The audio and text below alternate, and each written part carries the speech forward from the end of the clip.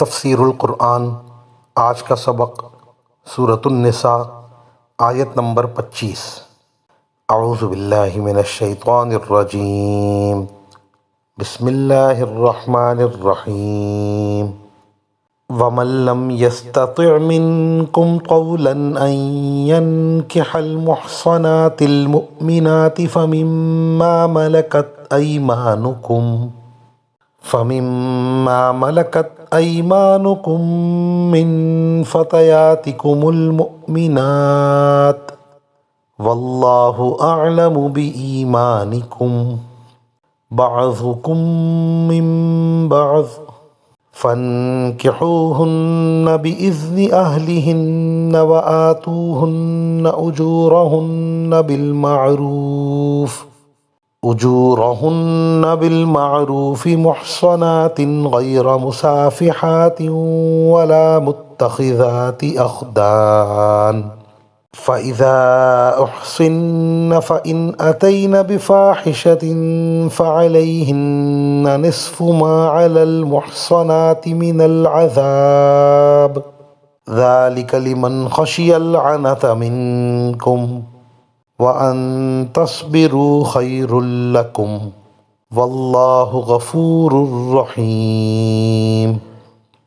ترجمہ: اور تم میں سے جو لوگ اس بات کی طاقت نہ رکھتے ہوں کہ آزاد مسلمان عورتوں سے نکاح کر سکیں تو وہ ان مسلمان کنیزوں میں سے کسی سے نکاح کر سکتے ہیں جو تمہاری ملکیت میں ہوں، اور اللہ کو تمہارے ایمان کی پوری حالت خوب معلوم ہے۔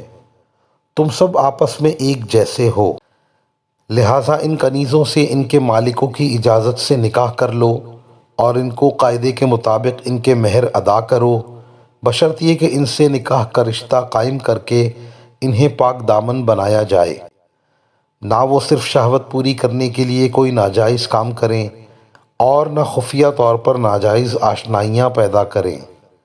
پھر جب وہ نکاح کی حفاظت میں آ جائیں اور اس کے بعد کسی بڑی بے حیائی یعنی زنا کا ارتکاب کریں تو ان پر اس سزا سے آدھی سزا واجب ہوگی جو غیر شادی شدہ آزاد عورتوں کے لیے مقرر ہے۔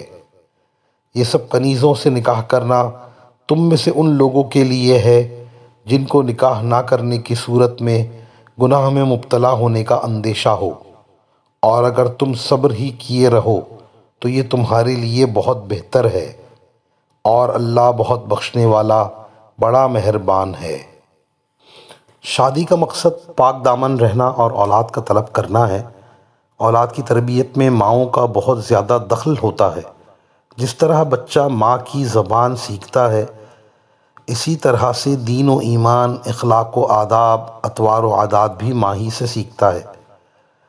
اول تو یہی کوشش رہے کہ آزاد مسلمان عورت سے نکاح کیا جائے، پھر مسلمان عورتوں میں بھی دیندار، صالحہ اور تقویٰ و طہارت والی عورت کو تلاش کیا جائے۔ اگر آزاد مسلمان عورت سے نکاح پر قدرت نہ ہو، اس کے مہر کی ادائیگی اور دیگر اخراجات کا تحمل نہ ہو تو پھر باندی سے نکاح کر لے، اس میں بھی مومنہ باندی کو ترجیح دی جائے۔ مزید فرمایا کہ اللہ تعالیٰ کو تمہارے ایمان کا خوب اچھی طرح علم ہے۔ ایمان ہی وجہ فضیلت ہے۔ بعض مرتبہ مومن باندی مرتبہ ایمانیہ میں آزاد عورت کے مقابلے میں بڑھی ہوئی ہوتی ہے، اس کے نکاح سے عار نہ کریں اور باندی کے آقا کی اجازت سے اس سے نکاح کریں۔ وآخر دعوانا ان الحمد للہ رب العالمین۔